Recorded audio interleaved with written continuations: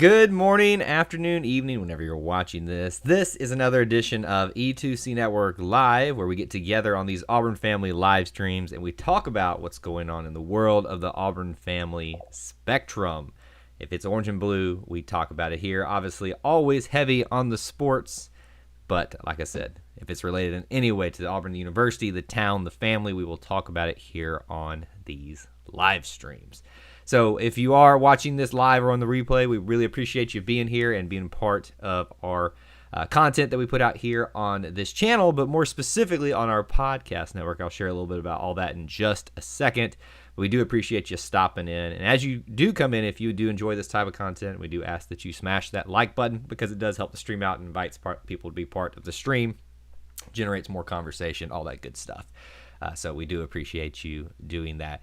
On today's live stream, I thought we'd have kind of a bigger topic that everybody would be interested in, would be Auburn football spring practice week 1. Now, I don't think it's like unfair to say there's not a lot of solid information to go on off of, but there's some things that we can at least look at and talk about, and I'm sure a lot of you have opinions as well. And we don't have to specifically stay on that particular topic. We can talk about anything. You know, there's still March Madness going on. There's a game that's just started right now, I think, which I normally be watching, but I've missed you guys. So we're here. So anything's fair game, but we have our main topic set. Now let me give you the pre-show stuff as we typically do. If you'd like to help support the content we do here, a couple ways you can do that. We have links that are listed in the description, but at the top of the chat window as well if you're watching live. You can often see that on the replay as well. Pinned at the top should be the Booster Club. You can sign up for as little as $1 a month. It goes a long way to help support the content we do here and covering some of the costs for a podcast network and things like that. PayPal, TeePublic, where you can get some cool gear as well. But the biggest thing and the cheapest thing to do is for you to listen to the podcast. It does help out us out if you listen and put reviews out like on Apple Podcasts or anything like that. You can listen to them here on the YouTube channel too, but we do ask that you consider at least checking them out over there as well. All right, looks like we've got a good group assembling already. A.U. Robinson, stereotypical Auburn fan. Thomas, Neil, Casey's already in the house. Good to see all of you. Stereotypical Auburn fan says, our team, if Sharif stays, Sharif, Zep Jasper, who's the new transfer, Jabari, JT, Dylan, Alan Flanagan, Devin Cambridge, Stretch, Trey Alexander, preseason top 10 team. I think regardless if Sharif Cooper stays, Auburn's going to be a top 25 team. Simply from that fact alone, because you can see how clear a difference he makes, right? Does anybody disagree with that statement that Auburn will not be a top 10? How about this? I think everybody can agree. Do you agree that Auburn will be a top 25 team? How far up into the top 25 we can debate. I don't know about top 10. Because even with Sharif, and that's, like you said, a lot of a similar lineup, without knowing how those new pieces will flesh out together, it's hard to make an assessment right off the bat that they'll be top 10. We may even pursue Walker Kessler UNC transfer. Now, when we had a recruiting show, our guys on that show, they talked a lot about Walker Kessler as that recruitment was ramping up, and they got really excited about him, and it just never panned out. You guys know my policy here, for me personally, and kind of as a network too, by proxy, is we really don't entertain the rumors. And when I say that, it's fun to talk about them, but you don't need to put a lot of stock in them unless they actually happen, because it's been about 50-50. Because we've had, I forget who it was here. One guy was like adamant that this one thing was going to happen. It didn't, or it happened that one time, and the next thing was adamant it was going to happen again, and it's completely different. So it's really a 50-50 toss-up. Don't get him too invested in them. I'd just be happy with what we have at this point.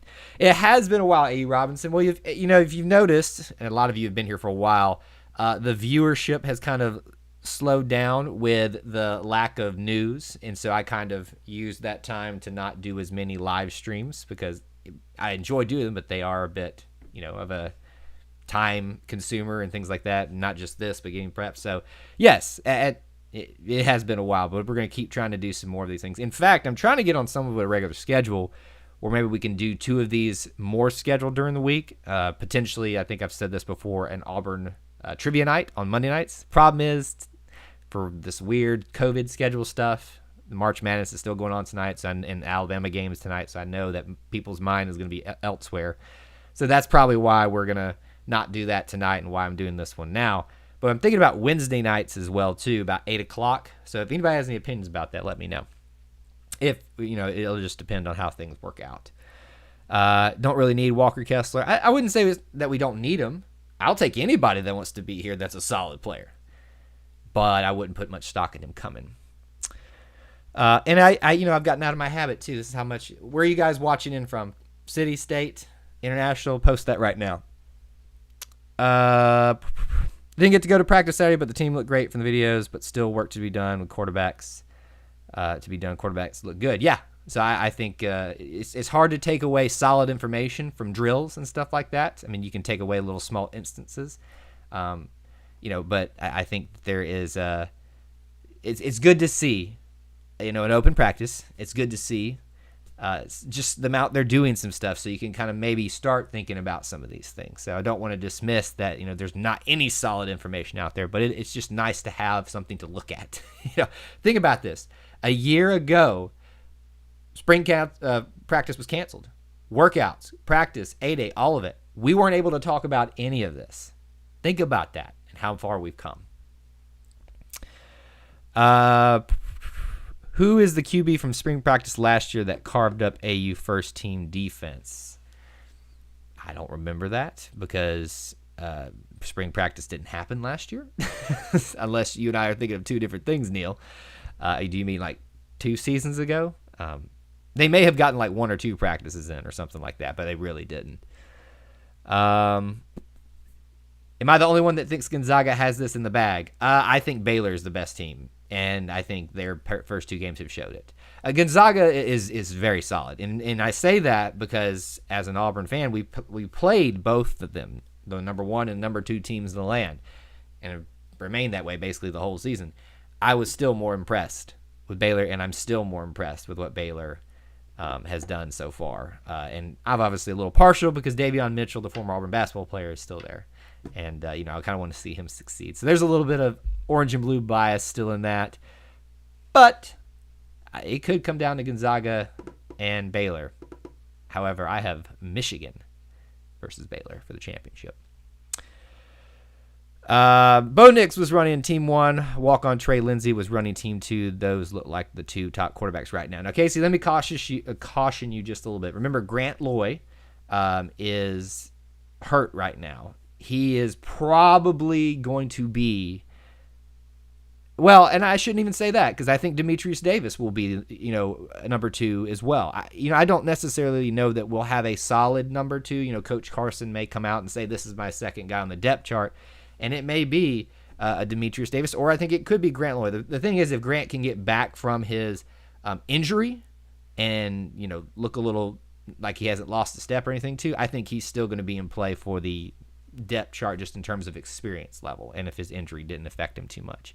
But, I mean, obviously, if anyone is shocked that Bo Nix is getting the first team refs, I don't know what to tell you at this point because it's the obvious thing. I've been trying to, drill that into some people's minds this entire time. We will be top 10 talking about basketball, but we are not done getting transfers. Walker Kessler is not that good as you think he was. He would have been playing at USC. I wouldn't, Casey, again, I wouldn't say he wasn't as good as you think he was. I think Auburn, outside of one more guard situation is probably okay. It still hurts to lose not only Justin Powell and then another shocker, Jamal. And I wouldn't say it was a shocker because if you remember, I was talking a lot about this at the end of the season. It's like there will be transfers, but who will it be?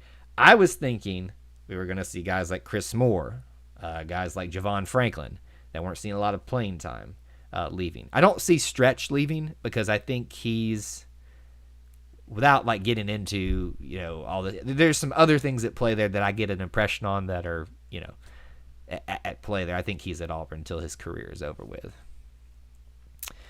Gonzaga should win it. Alabama, of course, has the easiest path to the Final Four you've ever seen. Yes. It doesn't just line up perfectly for them. I would agree with that statement. Trey Lindsey didn't look very good. Again, I would say this is just practices. This is not, live contact, all that good stuff. So I wouldn't, Wouldn't do that. So then we got people talking about Grant Loy, all that good stuff on here.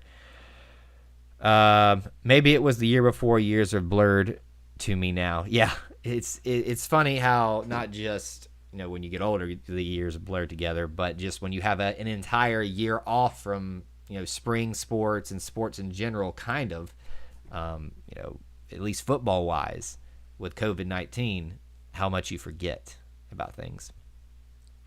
First group of 5 on the O-line looked better. The group will probably change by fall camp. I would agree with that, Thomas. I do think I think it's Brandon Council who is injured right now. He would obviously probably slide into a spot and take over that. But it is the same group since that injury that has been together. And that's been my biggest statement, right? The offensive line is the key to the success for this program, regardless of who the coach, the coordinators, the players are. It is the key in football, period, said and over. And I would say the same thing similarly for the defensive line. We have to get a group of guys together and make them figure it out. And if they can't figure it out, find the group that will. So if this is the group that's going to do it, let's let them figure it out together. I'm impressed with Khalil. I'm not sure how it's spelled. You got an A in there somewhere. Am I even saying it right? That's the other thing, too. I didn't really see a lot of noise about Khalil Garnett. You were forgetting about him, too. So you got your quarterbacks right now are Bo Nix, Trey Lindsey, the walk-on, Demetrius Davis, the new recruit, the new freshman. Personally, I'd like to see him redshirted and get himself, his body more, college ready and be ready to go so that when Bo Nix or whoever leaves, he's ready to take the saddle, so to speak. We said Bo, Trey, Demetrius Davis. You got Khalil Garnett, and then you got Grant Loy. So that's your 5 quarterbacks right there. And there's probably a 6th walk-on in there we don't even know about. But yeah. So what does everybody think the depth chart is right now? Do you think it is Trey Lindsey underneath him, or do you think that it's Demetrius Davis? Do you think that it's Khalil? Do you think that it's Grant Loy when he comes back? I'm more inclined that if Grant Loy would be the quarterback, the second string quarterback, if he's fine after that. The open practice, that's a new concept, right? With a new beginning for Auburn football, lots of new things come, and that's the interesting thing. And by contrast, again, as a very unabashed and very unashamed Gus Malzahn proponent, I can still admit that some of his things were a little bit weird and unorthodox, such as closing all practices. And I get the guy's a private, close to the vest person, especially as a coach. But there's something refreshing about actually getting to see these guys out practicing in more than just the warm-up drills. And doing the actual positional drills and things like situational things like that. That's it's very refreshing, and I really, really enjoyed it. Did anybody here actually get to go out and see it? I actually considered going this weekend, but for various reasons, we're not going to do that. I'm making a play for making a big weekend out of an 8-day weekend, which I hope a lot of you are going to be there because I would love to meet some of you if you're going to be there. Let's see. I think Trey Lindsey's a good quarterback. I think he deserves a big shot, and don't use walk-on quarterback. Don't use to describe him walk-on quarterback, because that's what he is. But Casey, you'll have to explain to me what leads you to think that he's a good quarterback, because there's not a lot to go off of there. AU says Nix, Lloyd, Davis. I would agree with that. I think Davis has a very strong case over time to push into the number 2 slot, but personally, longevity-wise for the program, I would like to see Bo get himself fixed and installed into this new system. I'd like to see Grant Loy be the backup. I'd like to see Khalil Garnett kind of get some time as well, and I'd like to see Demetrius Davis redshirt, make him the quarterback of the future, right? So that we can have him ready to be a redshirt freshman when he comes in next year, and then we've got a year of him being able to spend some time, filling in for Bo potentially after another year. And then we've got a solid quarterback, a redshirt sophomore quarterback ready to roll. That's how you build stability there. Felix, what's going on, my man? Good to see you. Thanks for being here. Neil wants to go to A-Day. So I will be in Auburn on A-Day weekend. What I'll be involved in, I don't know, because, again, I don't know that they've announced the actual ticket process, all that stuff. I would imagine there's going to be a pretty decent crowd there. People in Alabama are itching to get out. Obviously, there wasn't a big draw to open practice, but it was practice. We're talking about practice. It's the Allen Iverson quote. So, all that being said, I would suspect it would be a pretty decent crowd. So if they're anticipating that, will they limit the numbers, all that stuff? I don't know. But regardless, there's a track meet that weekend, all weekend. Well, Friday, Saturday. There is softball in town and maybe one other thing that I'm forgetting. But I will definitely be in town doing some live streaming, doing some photos and stuff, sharing on social media. So I hope you'll follow along. I know we're just under a month away from that. But I'm getting really excited about that because it'll be the first time I've been on campus since Auburn LSU basketball game of last season when the snow came through some parts of the Southeast. So I'm really, really excited to be there for 8-day weekend. You got to hate work sometimes. It just gets in the way, doesn't it? That's why you need to do what I'm trying to do here is to make this my work. Hopefully one day that'll happen. QBs have to learn the new offense, get timing down with receivers before we know the depth chart. I'm going to guess Nix, Lloyd, Davis. Yeah, I think, Thomas, I think most of us agree that that's the logical conclusion. You can go with the depth chart. And I'm glad that we all seem to be mostly on that same pace. I get that Demetrius Davis is the hot name, and I've tried to, kind of prepare people that he was likely not going to be overtaking anybody in the depth chart. Unless he's the next coming of Cam Newton or the next coming of, I'm trying to think of another Jason Campbell or something like that, But, and Jason Campbell even took some time. So Jason Campbell and Bo is more of a fair comparison. But yeah. Let's give Bo a chance first, please, before we put him out. And I think a lot of people would say, Felix, that Bo's been given his chance. So, you know me, I like to play both sides of the argument because I don't want to be unfair. But he's not been given his chance with this coach, with this staff, under this system. So I think he deserves his chance as the senior, as the upperclassman guy, as the guy who's proven thus far that he's the best option at quarterback that we have based off the time on the field and stuff like that. That's a fair statement. 8-day weekend is April 17th, so then I would count that's a Saturday, so the 15th Friday, and then the 17th Sunday, which, really the weekend's done by that because most people go to church, at least in Alabama. There's I think a softball game, but what I will probably do is I have family in the near vicinity of Auburn. I will probably go see them Saturday night after everything's wind down, and then come back to Auburn Sunday and hopefully go to the softball game. So I'm hoping to get a ticket for that, and then do some more stuff on campus and stuff like that. But yeah, that's kind of what my plan is. But I hope to maybe even be there as early as Friday morning-ish to kind of get on campus. They'll probably do locker room tour. Well, I don't even know if they'll do that with COVID-19 restrictions. But anyway, there's a lot be going on, so I hope you guys will stay tuned to what we've got going on here. Casey, my depth chart. There it is. 1, Bo. 2, Trey. 3, Khalil. 4, D. 5, Pate. So that's the other one I was missing, so thank you for clarifying that. And 6, Grant. Grant is the last QB because he is injured. As of this moment, I don't disagree with that.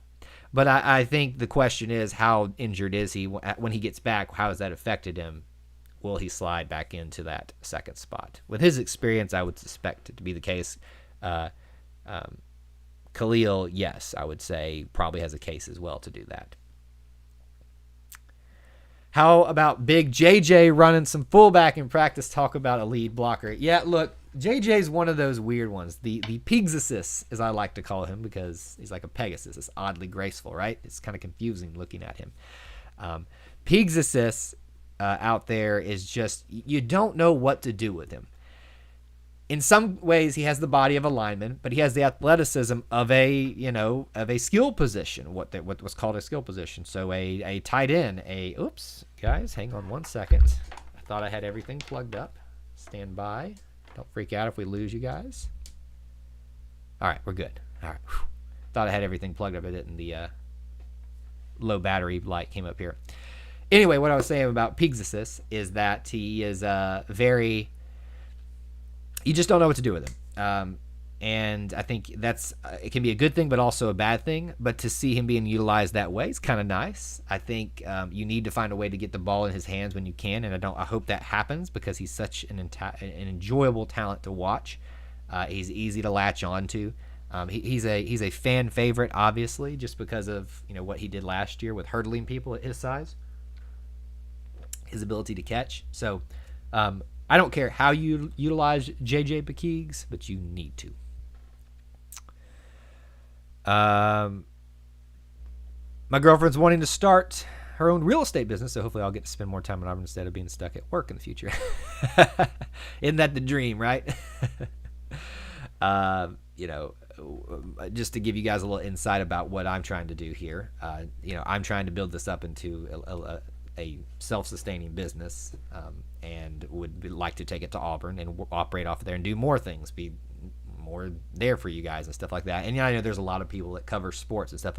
Our angle here has always been a little different. It's more about the family than it is about being the sports reporters. We're going to talk about it here, but we're more about connecting with you, the Auburn family, and that includes everybody: the athletes, the fans, the alumni, the non-alumni, the academics and stuff like that. But obviously, always heavy on the sports. So that's kind of what I'd like to do at some point. Well, love watching JJ run. I wouldn't say that I love. It's not that I don't love it. It's just kind of like, how is that possible? It's like, how do you do that with that size, with that body build, and still look like a gazelle, loping over the plains, so to speak?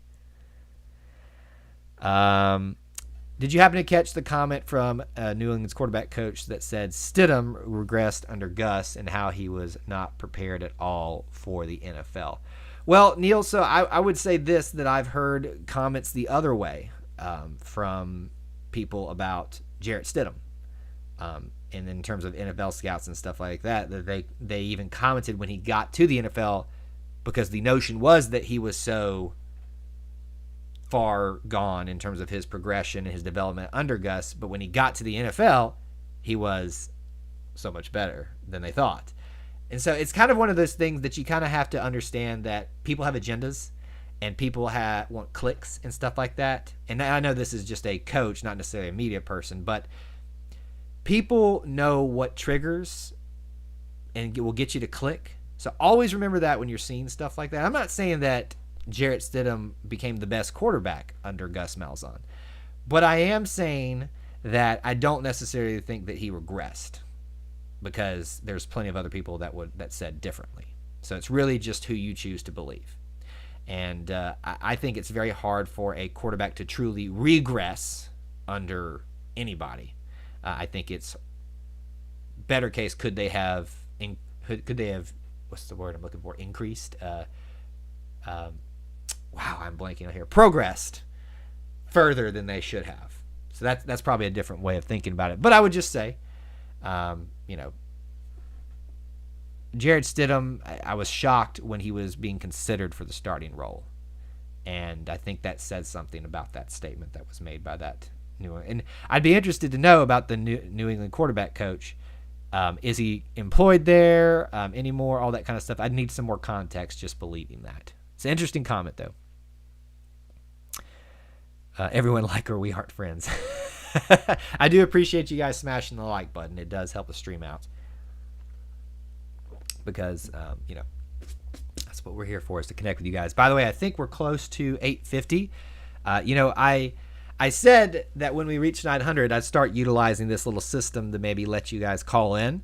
I might be willing to do that sooner. I haven't really got the new goal in my mind, but if you guys can help by sharing this out and stuff like that, subscribing and hitting the notification bell if you haven't, that'll help propel my desire to start utilizing that a little bit, because it's a little bit of an extra setup.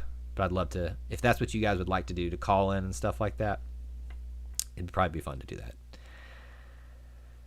I think Bo Nix will be a first-round draft pick next year in the NFL draft. What a name, Stankopotamus.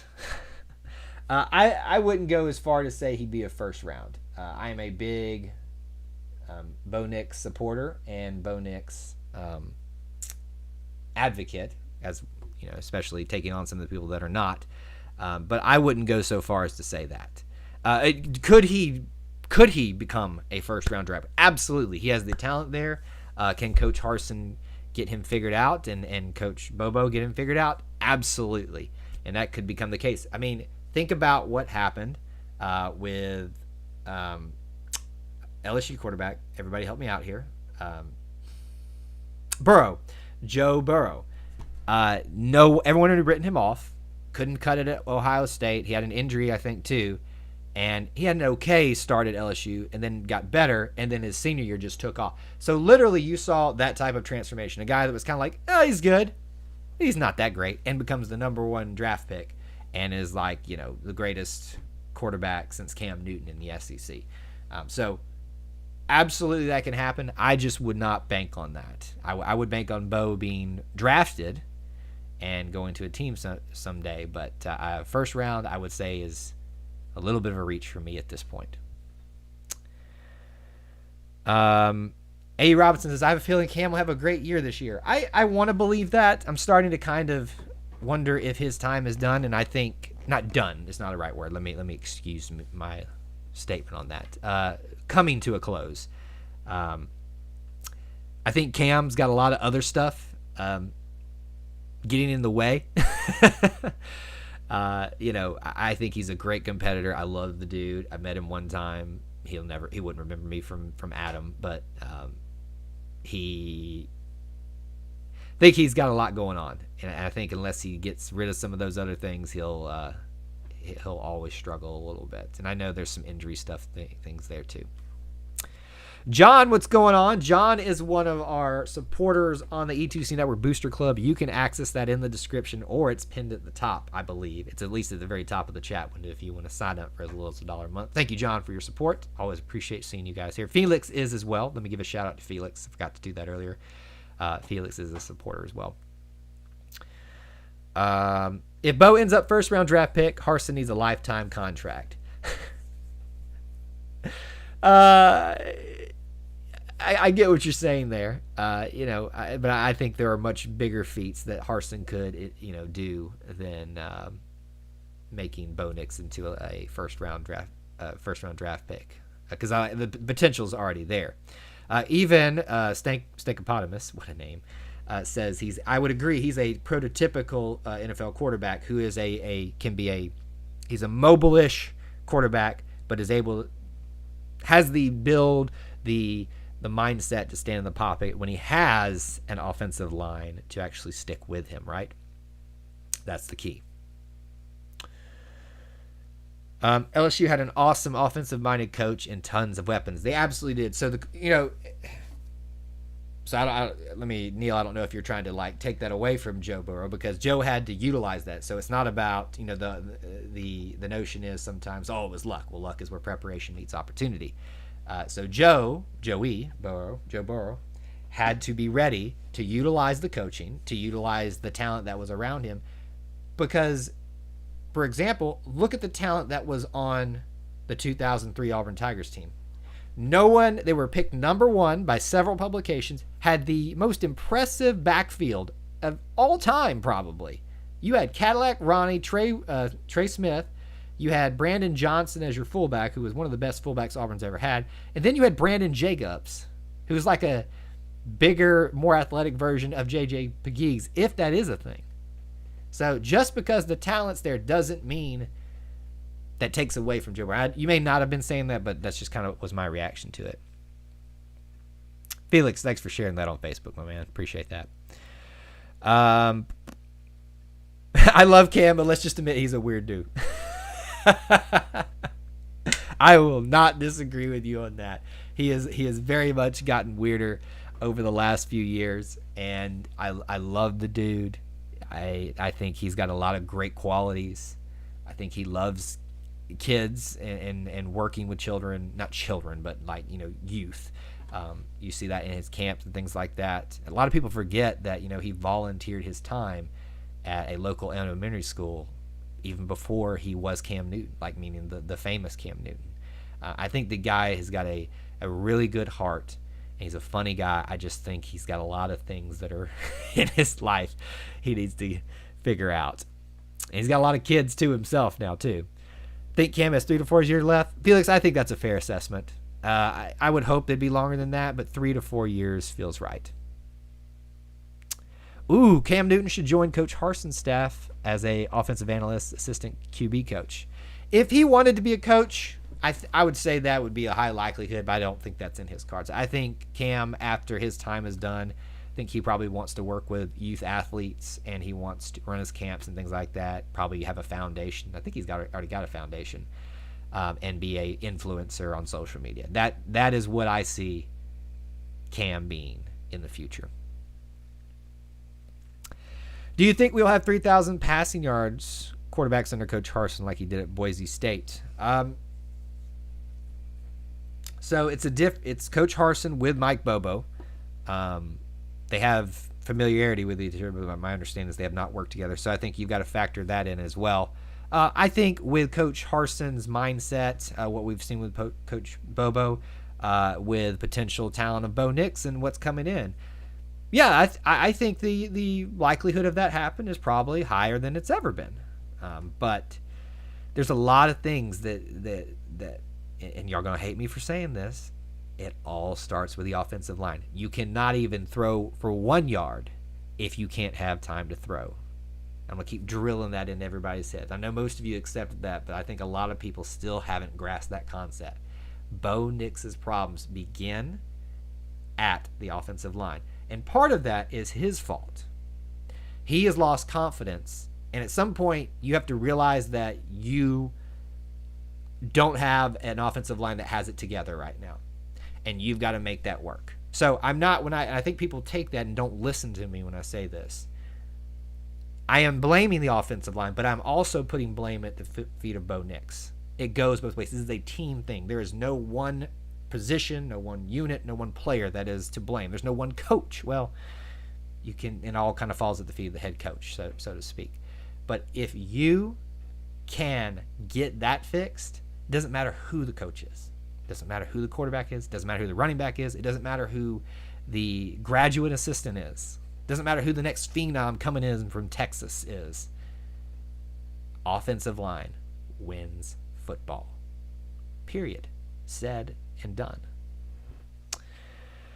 JJ for QB. I wouldn't be shocked if he'd be good at that too. I think, didn't he play a little quarterback in high school too? Yeah, I remember him volunteering at the local elementary school in Auburn. Look, and I think a lot of the times players do that because they kind of are required to. I'll just be honest with you, and I know I've got my orange and blue glasses on, I'll admit that, but I just got the sense that Cam really did that out of the goodness of his heart and really enjoyed being there, the way he connected with those kids. Because they filmed him just candidly, it seemed like, with a lot of the kids, and they acted like they had known him forever. And of course, by that time they'd filmed that, he was Cam Newton, so that makes that easier. But he was like calling these kids out by name and like saying, "Hey, do you remember us talking about that situation you had this last week? How's that going?" Like that to me shows there's a good guy in there, and he's still there, and I think he's still a good guy. I just think he's got a lot going on. Offensive line is absolutely the way. Just ask Tom Brady. Fair is a solid statement right there. I need to find and send you this interview with Jason Campbell from a few years ago. He talks about how he and I think Caddy lost confidence and wanted to leave in 2003. I would not be shocked whatsoever. After that year, the amount of hype and it just... Now, let me a quick plug. I know you guys love it when I plug things, but that's how you try to run a business here, so please bear with me. I'm going to put it in the chat right now, but it's in the description. as well if you want to. So this is our Auburn Roots exclusive podcast. Now you can get all the podcasts on the main feed, which is up at the top, but we have one that where just the Auburn Roots series is on. So there's 26 episodes so far. By the way, have I posted who's? Yes, I have my 27th guest lined up somewhat. I'm trying to get an official date, and then I'm going to announce it to the Booster Club members because they get to know things like that early, who it's going to be. Someone else is coming up to tell their Auburn story. But back on episode 25, we had Jarris McIntyre on, who was part of the team leading up to he was part of his senior year, was the 2003 year. And he talked about that a little bit, about the expectations and the disappointment of all that, and taking a little bit of pride about laying the foundation for what they did, after the fact. So if you haven't listened to that, I'd ask that you go do that. You can find it here on the podcast channel or the YouTube channel as well. But like I said, always appreciative if you can listen to it on a podcast thing, because it shows Apple, all them folks, that we're something worth listening to. So there you go. If you want some more perspectives about the 2003 year, Jarris McIntyre talked with me a little bit about that. I love that running back core. Caddy, Ronnie, beast mode. Don't know that we'll ever beat that again. We'll have probably great running backs. Tank looks to be that way. But I don't know that we'll ever see a conglomeration of such talent together again in quite some time. It was something to behold. All right, here, let me give to you guys a couple of quick notes. I had some stuff pulled up I hadn't even talked about yet. Let me see if this is the actual article. For reference, I'm looking at Auburn 24/7. I don't see it exactly here, but I kind of remember what it was. What I noticed is they're doing a lot of special teams install right now, which, thinking back, I don't know that it's necessarily the most groundbreaking thing, like news item, but it makes sense, doesn't it? You install your special teams, you try to figure that stuff out right now. Who can contribute where? Who do you not want to injure? Stuff like that. And so that when you get to the latter part of spring, when you get to fall, you kind of already got that figured out. You don't have time you don't really have to spend on that. So they're doing punt returns, punting, kicking, even the coverage of kickoffs and punting and stuff right now. They're getting all that figured out. I think that's a brilliant move right now, because it gets the guys in football shape, moving, doing those type of things, hitting as well. And then you can start focusing on some of the situational things. So I just found that interesting that they were making note of that on there. Owen and Zachaby, no surprise, look like they're the first team linebackers. Are going to be that way for the time being. J.J. Evans got hurt, the wide receiver, so that's going to be the ticket, guys. A lot of you asked me early on which unit am I most concerned about. It is the wide receivers. They're talented, but they are young and they are injured. Was it Kenyon? Just got back from his injury, I think is what it was. Was it Elijah Kenyon? No, it was maybe it's here on this list that I had pulled up. Let me look. Don't see it offhand. I thought I had it handy here. But anyway, there was another wide receiver that was working their way back from injury that came back. But there's another one that's injured now with J.J. Evans. It was also noted that Coach Harsin, much different coaching style to Coach Malzahn. He got up in players' faces and stuff like that. We have kind of gone back to a coach who's more old school in terms of the way he interacts with the players. It'll be interesting to see over time what the perception is of this coach towards the players. And I don't think you necessarily have like a collective where the coaches, a lot of times where the coaches don't like the coach. The players don't like the coach, excuse me. But you have times where like this Auburn football team really latched on to Coach Malzahn and were very upset when the decision was given to, and I think that's just because of his coaching stuff, because he was more like their father figure, which is why I was endeared so much to him, because this is a much bigger deal than just football. I know that's what I get it. It's the engine that drives the car, but there are other parts of the car, because it's just an engine sitting on the ground humming if there's not the other parts to move with it. So that's why I valued Coach Malzahn so much. Can't wait to watch Tank's highlights reel next year. Hey, if you want to watch highlights, just go watch last year's right now. It's really something to see. We've got some incredible highlights already, and there's probably more to come. Also, we just put out the new podcast today for No Huddle with AJ and Jared, our football guys. They broke down this week one, some of the stuff we've been talking about here. If you haven't had a chance to listen to it, I ask that you go check that out. We've got Equestrian coming out tomorrow. We're getting ready for Auburn to make their march towards a potential third national championship in 4 years. They would have 4 if it wasn't for COVID-19 in a row. Technically, they do have one. I wonder one day if we won't get a retroactive ruling on that. Track and field got off to a great start in outdoor. We're going to have that on Wednesday. And then I'm probably going to actually having a profile with someone we've had on Auburn Roots, an Auburn former student, talk about his book that he just came out with that's got some Auburn ties in it. So I hope we've got a lot of cool things. Our network's not just about sports, but this guy is kind of the same mind. Got some Auburn sports ties and the stuff he does. So that's what we've got going on this week. A. Robinson, if the O-line improves, Tank will be a top 5 running back by the time he leaves. I think he's going to be a top 5 even if the offensive line stayed by the time he is. I mean, if you can just see what the guy did. Now, the point stands. He has to stay healthy with protection to be a top 5. But yes. Could you imagine Tank in a backfield in 2013? I can. But 2013 was such a special year and such a everything lined up. I don't know that we would have done any better than Trey Mason, because Trey Mason's skill set, his build, his connection with the rest of the offensive line and positional players and quarterback Nick Marshall, it all lined up perfectly because you had such a weapon at Nick Marshall to take some of the pressure off Trey. And so when he hit hard. So yes, like, it's fun to think about what he might have been like in 2000, but I just don't know that Trey would have been as good because he wouldn't have been the focus. I don't know. It's, to me, just kind of impressions about that. I would have loved to have seen it, but as we've seen in the past, sometimes conglomerating all that talent at once doesn't necessarily work out. Maybe 2 of them. So maybe you would be right, Trey and Tank together alone. But you also had Corey Grant in there. You had Cameron Artis-Payne. Cameron Artis-Payne, he became, surprisingly after Trey left, a pretty good running back for Auburn that next year. Corey Grant, while not a power back, when you got him open in open space, boy. Not understanding that, Darius.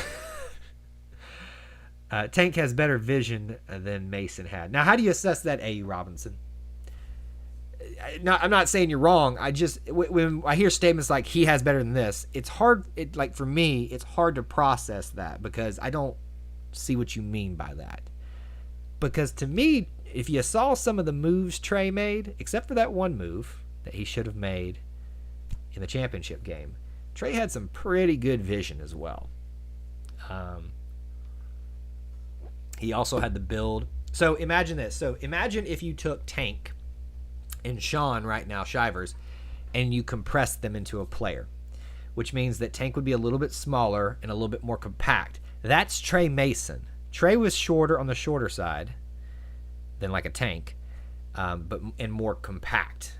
And whereas Sean is compact and fast, Tank is big and, he's like a Derrick Henry type.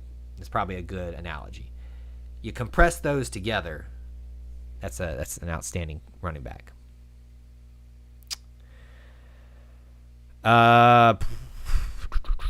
First play of the season, Bo throws a 60-yard touchdown down the sideline. I love it. Don't know that we'll be throwing a bomb on the first play. I think first series, maybe, if everything lines up properly. Got to make defenses honest. But I think Bo Nix's trajectory after this point is going to be a lot better, especially if we can convince Mike Bobo to stay around for a while, meaning at least 2 to 3 years. We'll be in pretty good position. Like I said, I was not in favor of the fire and hire, not the hire of Coach Malzahn and a restart. I I think people miss that in my critique of this whole situation, is that I've never once said I was opposed to Coach Harsin. I was opposed to the situation that resulted in Coach Harsin. But yeah, so I'm excited about the potential of what's happened, even though I necessarily didn't want a restart of a program. I think we go 13-3, 3-0 this year. New coach, no one knows who he is. No one knows how to stop the offense yet. Next year, I say 10-2, except then 11-1. The problem is people do know how to stop. They have film on him. They've got film on the players too, so they know how to stop them, but they don't know about the variations that are going to come in when you put the two together. So can they be successful more than we think they are? Absolutely. Coach Malzahn proved that to be the case. Will it likely happen? It will not. Prepare yourself for an 8-5 season at best. I'm telling you, Casey, I've been trying to drill that into your head. By the way, I'm going to give you a little shout out. How's that Georgetown pick doing for you in the bracket challenge? I'm just picking on you a little bit. I will take your pick of Georgetown and apply that to what you said about 13-0 this year. Bo Jackson, Tank, and Mason with Cam at quarterback would be unbeatable. Fair.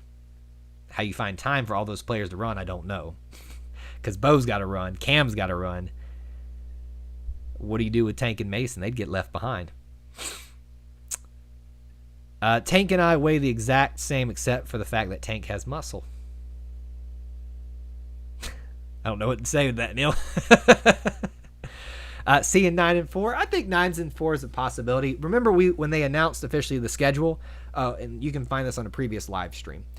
I walked through it with you guys, and I actually changed my opinion from a 7-5 season to an 8-5 season. My rationale for that was, obviously, I looked at home and away and talked about my likelihood of who wins what, and I found that in the regular season we would probably have one more win than I was anticipating, which is encouragement. But then what the 5 comes from the potential bowl game that we get in. And we would probably play a better, with an 8-win season than a 7-win season, we'd get into a better bowl likely and play a better opponent, thus potentially setting us up in a situation where we might lose that game. So that's why I say 8-5. Where I don't know the information, it's called a push situation for me. And in a push scenario, I usually go in favor of what I don't want to see happen to prepare myself.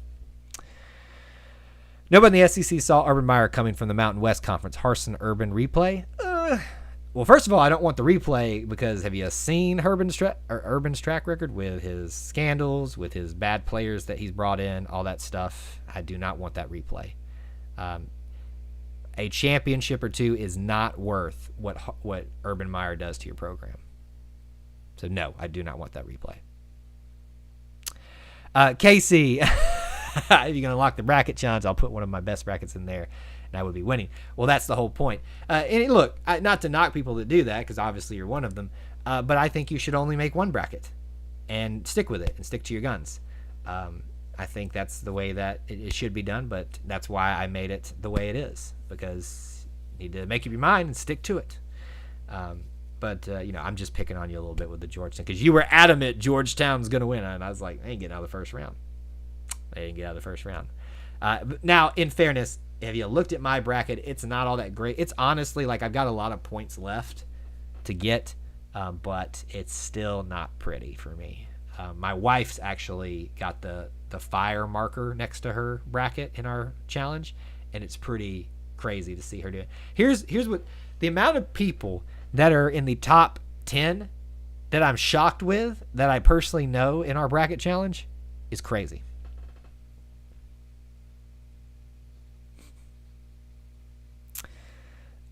Neil says it was just an observation. Well, I don't want to observe that without knowing you. I was trying to picture that in my head, and I was like, well,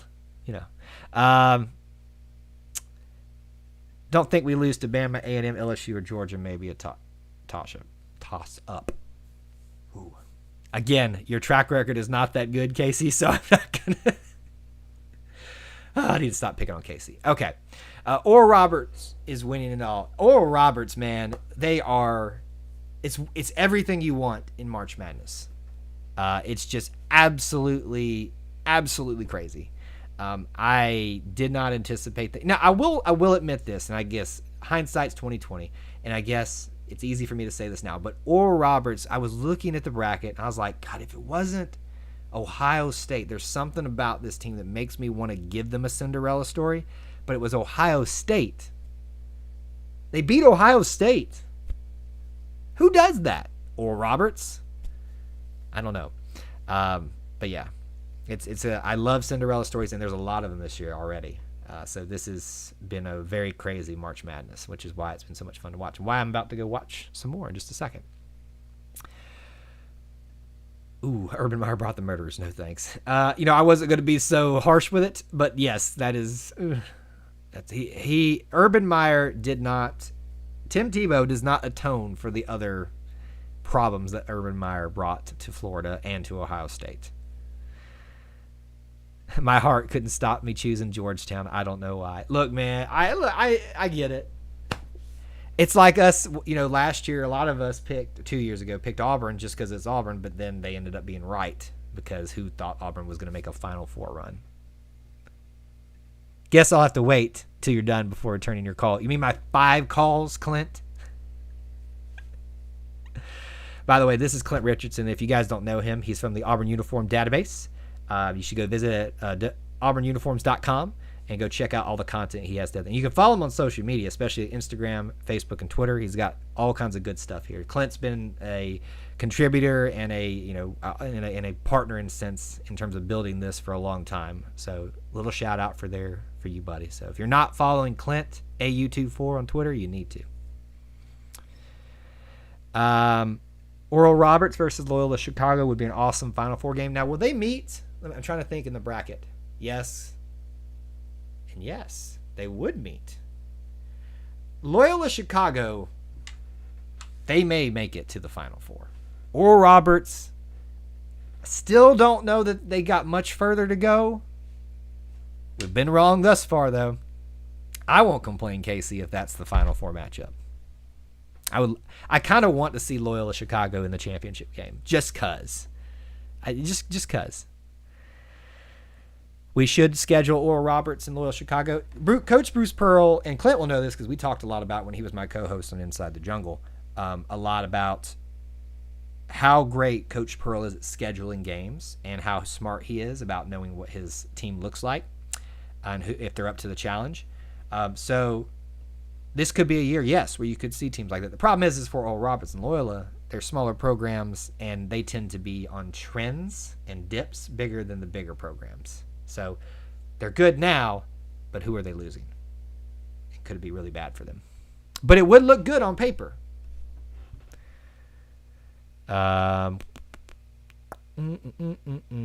We should see. Tim Tebow crying at the SEC championship was the only time I've ever pulled for Bama. I pulled for Bama one time, and it was simply because we needed them to beat somebody for us to get into a better bowl game, and they failed us, and I'll never do it again. Never. Barring the situation where we need them to do something for us. But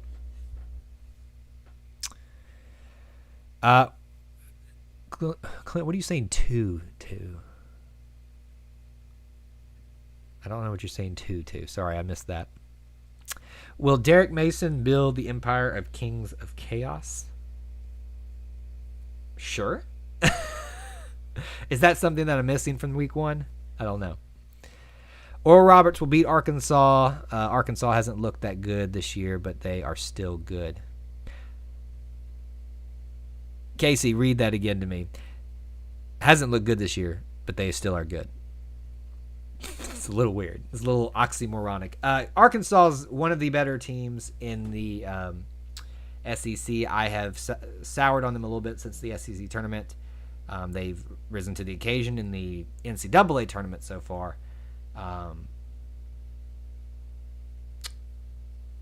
I feel like Oral Roberts has a solid chance at beating them. If not, I'm kind of leaning as giving them the favor over Arkansas right now. I don't know that I can push them much farther than that, though. But anyway. All right, guys, get your last-minute comments, questions about anything that we've talked about today. We've covered a variety of topics, spring practice, all that good stuff. Here's the reminders again. All the links for this stuff is in the chat at the top, but also in the description for this video. The big things I want to point out to you is if you are interested to become part of the Booster Club, please do go over there and check it out. It's patreon.com/E2C Network. You can sign up for as little as $1 a month. And actually, right now, you can sign up and get a preview of it, and you won't be charged at the beginning of the month. So if you're just at least intrigued about it, you can check that out that way. So go check it out. We share bloopers, outtakes in there, special communications. We give them opportunities to join us on podcasts and stuff like that. When you sign up for any level, you get automatically eligible to be an Auburn Roots episode feature or a person of your choice if you don't want to share your story. So that is some of the perks and many more. And you get apparel at certain levels and all that kind of stuff. So I just want to make sure you guys are aware of that if you have not at least checked it out. And then the podcast as well. Hope you'll sign up for those. At least we're not UT. Fair statement. UT has just this year. I think we're all hoping Bama loses. I don't see it either. Sadly, I have them going to the Sweet 16, and that was going to be getting beat by Texas, I think is what it was. But, yeah, they've got a very, very, very easy road. Oh, the War Report here. What's going on? Good to see you guys. A lot of people have said that I need to come check you out. I peeked in on a couple of those things that you guys do over there, so thanks for stopping by. You still think Bo Nix has the upper hand to win the starting job? Absolutely. 100%. No question about it. Until I see evidence otherwise, I've got no inclination to think otherwise. Demetrius David is a great talent. I'm excited for his future there, but I'm a big fan of stability, a big fan of long-term decisions, and I think the best situation is to continue to try to fix Bo Nix and more off of that, the offensive line, to help Bo Nix more, and then let Demetrius Davis redshirt and be ready to go after that. Get him a chance to build his body up a little bit more to college level. It's the long-term situation that I think people get frustrated with because it means they have to wait because they want success in the winning now. But Bo Nix it's not that Bo Nix has the upper hand. Bo Nix is the upper hand until something changes. And I see no inclination otherwise to think so. Again, Casey, you said Georgetown was going to be a race, so I'm not going to say Loyola Chicago will beat whoever they face. No, I'm not going to go that far with that statement. I was going to put that one up there, AU, but I see what you did there. Bama should have lost to Iona. So Bama had the perfect first round opponent. If Rick Pitino was going to be his redemption story, and my gosh, Iona, they had them there for a little bit. They let them go on one run. That's what happens with Alabama this year in basketball. If you let them go on one run, it's over. That's it. Because they can score like that. Because they don't typically score a lot consistently, but when they do, it's over. That was Iona's Achilles heel. Picked Gonzaga. I picked Illinois. Man, was I wrong.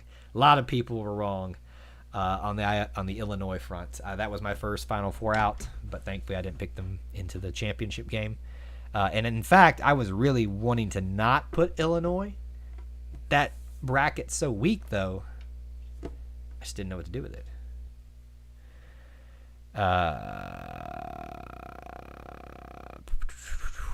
Bo Nix cadence will change up a lot under center. It's a new system. So, yes, the cadence, everything's going to change under him, and hopefully for the better, because he probably could use a fresh start at this point.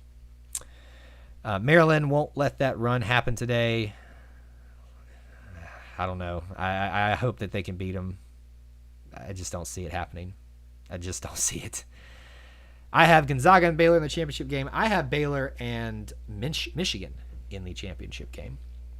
Don't know why I picked Michigan. Just felt right. Kind of went with my gut on that. Probably will be wrong, but I am fairly certain that Baylor is going to be the champion at the end of all this thing. And that's me saying that with two brothers that are currently there. If Petty isn't playing well, Bama isn't very good. Fair statement, A. Robinson. And he wasn't playing well in, at least if I remember correctly, in the Iona game to start with. And that is why Iona had a shot. I don't know that he's going to do as poorly in the next rounds. War Report, does his completion percentage worry you at all? Its apparent accuracy is his primary issue. Again, War Report goes back to the offensive line. When you, over time, if you look at what he's had to deal with the lack of support that he's had for the offensive line, it's developed those bad habits. And again, I want to say this again for the people in the back of the room that refuse to hear this from me sometimes. I'm giving the blame to Bo Nix as well, because at some point you've got to work through that. But there's a big issue that starts and ends with the offensive line. They've got to give him some support. So yes, his completion percentage at this point doesn't look good. Doesn't mean it won't get better when the offensive line gets fixed, and then his confidence gets fixed. There's much bigger problems than completion percentage here. If that was the case, we'd have some quarterbacks that were in the past that would be a lot better than they actually ended up being. So completion percentage for me is, while it's one of those things that you look at and say it doesn't look good, there's much bigger problems that need to be solved at hand that are Bo Nix related, but they're even outside somewhat of his control. Because this is, as we've said throughout this stream today, especially, it begins and ends with the line, especially the offensive line. Ask Bama. Felix, it'd be a great game. I think it would too. Michigan is missing their best player. They aren't winning anything. I know that, and I still made the pick just because it was a feeling. That's why I'm probably not going to win. I thought North Texas would beaten Villanova, but not the case. I thought Winthrop should win, but didn't happen. So yeah, Casey, you're making some some big claims out there. They just aren't working out. Look, yeah, I'm all for Cinderella stories, but the North Texas was fun for one round. Villanova is a pretty solid program, though. Don't sleep on Syracuse. True. I'm so mad at myself for doubting Jim Boeheim. I'm so mad at myself. I really am. Like, it was just that 11 seed next to his team's name. I was like, there's no way they're just, God, they can shoot the ball. Respectfully, Bo wasn't into any other pressure than most quarterbacks in the league. Well, respectfully, I disagree with that as well. I think if you line the tapes up, you're going to see how much often he was running. And I think the people that you use by comparison is Kyle Trask, that he was running a lot as well. Well, this is a guy that's had his confidence already built up from the season prior. Bo has had was it 2 years now? 3 years? 2 years of this crap that was started with Herb Hand. As a Gus proponent, the worst decision he ever made, which he made the mistake again at UCF, was bringing in Herb Hand. Brought in the great players, did not coach him up, and then J.B. Grimes, God bless him, just wasn't in a time, health-wise, life-wise, to get that figured out. Saw a few hoppy feet throws, but I still feel Bobo will help fix. Yeah, I think a fresh start for Bo is probably what's in order. While I wasn't in favor of a fresh start completely for the whole program, this might be the best thing in the world for Bo Nix at this point, because it gives the offensive line a fresh start as well, with a offensive coach that everybody is really excited about, offensive line coach in Will Friend. Could end up being the biggest hire that he's made thus far if they can get that offensive line fixed. You have those statistics. He has under pressure 28% of the dropbacks, which is the middle of the pack in the SEC. So again, look, I'm not trying to dismiss statistics, but they're statistics. What happens on the field, I guess that's not a right way of saying that, so ignore that. I think sometimes we read into statistics and science what we want to see, and I think that it really informs already kind of what our biases are. So I don't read too much into statistics. I know that sounds dismissive of what you're saying there, but you're going to have to present me otherwise that Bo Nix is not the starting quarterback, and it should not be the starting quarterback because there's no tape on Demetrius Davis other than his high school tape, and you cannot compare that to college. I'm sorry, you can't. Grant Loy, I mean, he was great. He has the best case because he's got college experience. Granted, it's at a mid-tier conference. Trey Lindsey's a walk-on.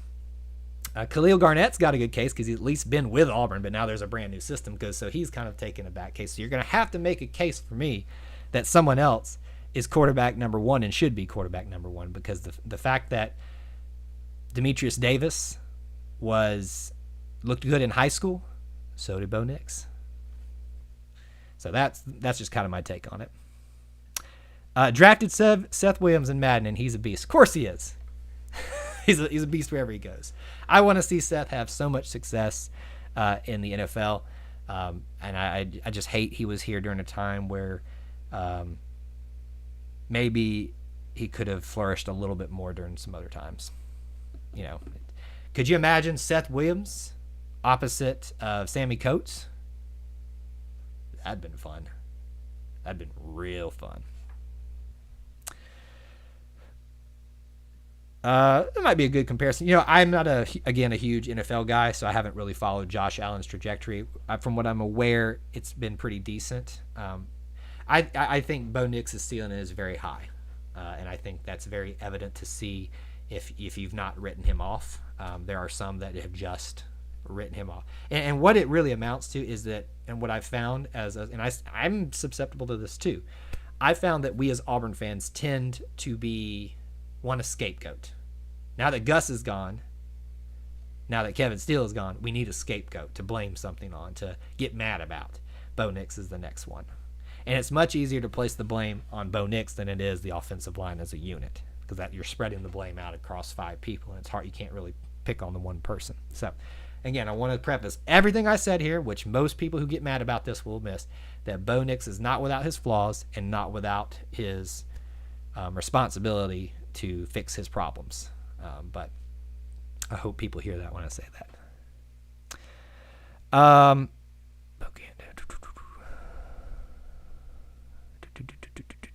If Bo can't learn to step into the throw, he shouldn't be in the field, but I'm rooting for him.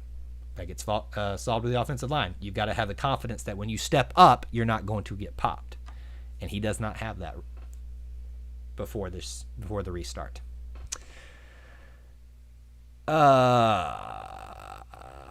See, I don't know a lot about Josh Allen, so unfortunately I'll just have to trust your opinion on that. So you think Bo should win by default? Nope, it's not what I said at all. I just think Bo has the best resume.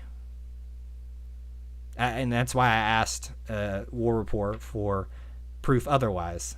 If you can give me a resume, proof that someone is the better option, not just speculation, I'm willing to get on board with that, because that means Auburn is going to be successful. But Bo, not by default, simply by that he is the best quarterback out there right now. He's been in the system. He knows the players. He's built the relationships. He's got a very high ceiling. So all that to be said, until you could present me otherwise with a case that someone's better, Bo Nix is the guy, and we should support him. Oh, wait, I missed that. He had a great O-line in the same Bo didn't look good in high school. So how did Bo not look good in high school? He was Mr. Alabama. That's pretty good. That's pretty good. He had a great O-line in the same completion percentage. My big, I'm not going to sit here and say that you guys aren't doing your research, because clearly you are. You've got the statistics and stuff like that. But I would just say that we need to stop worrying about statistics so much, in my opinion. But that's just me. All right, I will have to wrap it up here in just a second, guys. What I do like is that he seems to be aware of what his issues are now. In his last interview, he talked about having to get his fundamentals right, which is the biggest area of improvement. So there you go. So here's what I like about Bo too, since you kind of brought that up too. You said he's a guy who's he's self-aware. He's also a guy that's aware of that he is susceptible to lose his spot. Did you see what he did in the bowl game when he was hurt and refused to give up that time. Came out. He knew Coach Harsin was watching. That's the guy that I can get behind. So if for nothing else, what he did in that bowl game, in the effort and the heart that he showed, should make you hitch your wagon behind Bo. I think we can at least agree on that.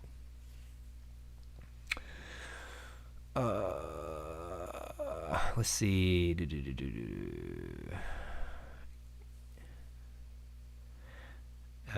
Let's see. Bo ran around in high school like he does in college with a great O-line. Okay, not understanding that. Okay, I think I've kind of wrapped up where we're at, so sorry for the abrupt end there, but I think we're good. I do need to break away. There's March Madness going on. I got to eat some lunch. Thank you guys so much for being here. It's the first one we've done in quite a little while. We'll probably try to get on more of a regular schedule again. Don't know if I'll do one tomorrow. We'll see. It'll depend on various things, but after March Madness kind of stops being crazy, we'll probably try to do some on Mondays and Wednesdays especially. But if you haven't, subscribe, hit that notification bell, smash that like button on the way out if you enjoyed this content. Thanks for War Report for stopping in. Nice to see some other Auburn YouTubers over here. Appreciate you guys stopping in and talking with us here. So until we talk to you again, War Eagle.